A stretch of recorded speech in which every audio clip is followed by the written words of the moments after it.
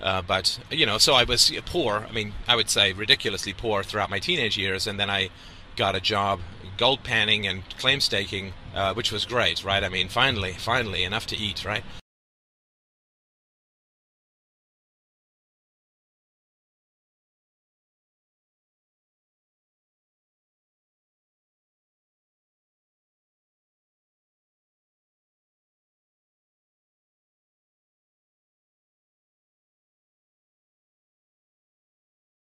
And so I went through all of that, worked for a year and a half off and on, sort of 7 days a week, and then take some time off.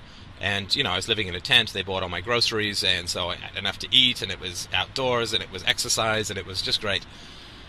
And then, of course, I went to school, and, you know, then, of course, you enter into the poverty pit of school where, you know, the money that I'd saved from working up north, I had, you know, managed to get me through a year or two of school, and then I worked again, and I did take some government student loans and student grants. You know, after struggling, I was sort of forming my ideas about the government and the free market back then. But I took the money after struggling with it and conversing with some friends about the morality of it.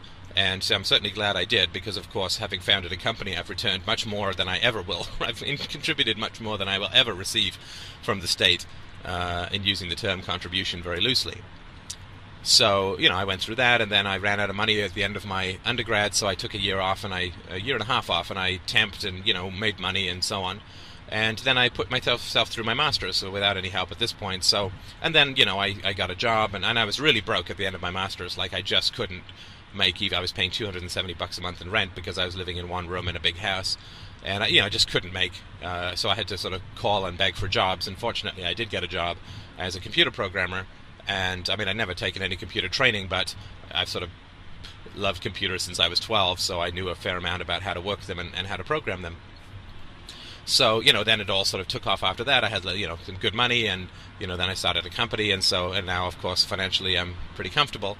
And so, you know, I do have some pretty strong understanding of what it is to be poor, and I lived in an environment with other people who were poor, and I lived in a community where, you know, it wasn't a particularly wealthy community by any means. I mean, the majority of people just didn't have cars, or, you know, there was lots of single mom families around and so on.